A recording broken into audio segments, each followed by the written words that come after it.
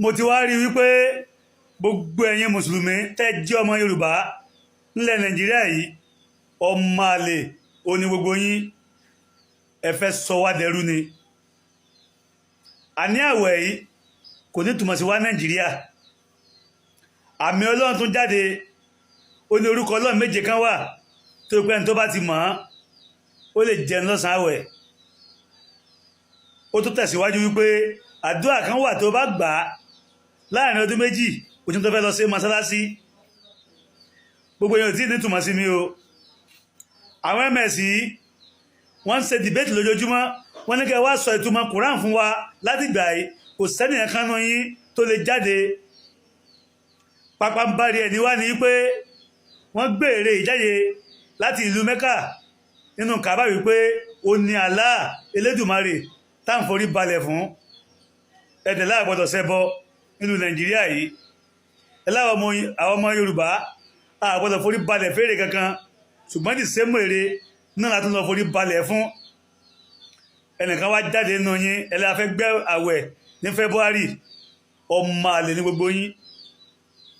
ẹ kì í ṣe ọmọ kan rárá mo ti wá rí i pé ìbẹ̀lẹ̀ ti ń jẹun gbogbo yín pátá ẹ ṣẹ̀sìn kẹ́ tó kónú ayé yìí ni gbogbo àfáà ìmáàmù tó wà Nàìjíríà pátá tẹ́lẹ̀ jáde wá láti wá ẹ̀sìn èrè fún wa ẹ̀sìn lẹ máa bá kò nílé ayé gbogbo yín pátá tìrantìran ẹ dẹrú ni bàbá Mudir Markaz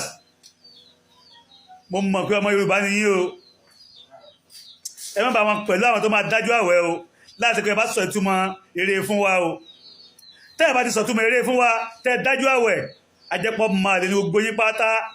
ẹ fẹ́ sọ wá dẹrú ni gbogbo ọ̀ràn yín pátá ni ó dẹrú ẹ̀tẹ́ lẹ́ẹ̀bà kó nù ilé ayé yìí tẹ́ ẹ bá ti sọ ìtumọ̀ èrè fún wa ká tó bẹ̀rẹ̀ àwẹ̀ ẹ fẹ́ sọ ọmọ Yorùbá ẹ fẹ́ sọ wá dẹrú Arab ẹ fẹ́ sọ lu wa dìlú Arab mọ́ wa lọ́wọ́ ojoojúmọ́ láti rí Quran tú kò sàn tó lè jáde nínú yín òsì òun lẹ́ ń ṣe ẹ bá mi sí ẹ̀rẹ̀ kó kàn wọ́n lára mi ò fẹ́ mọ orí ẹ̀ńtán jẹ́ ẹ bá mi sí ẹ̀rẹ̀ kó kàn wọ́n lára mi ò fẹ́ mọ orúkọ tí wọ́n wà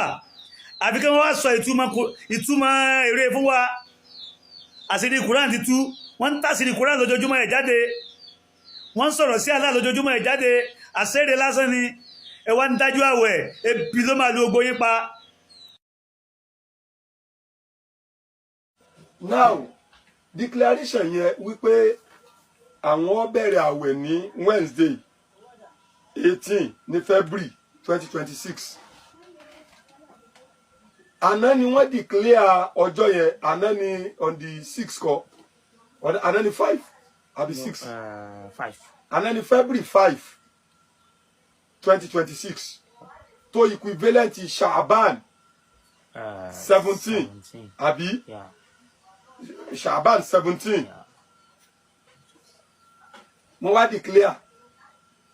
kò bá ìlànà Ọlọ́run àti òjíṣẹ́ rẹ̀ mu ẹ̀yin yẹn wa ṣùgbọ́n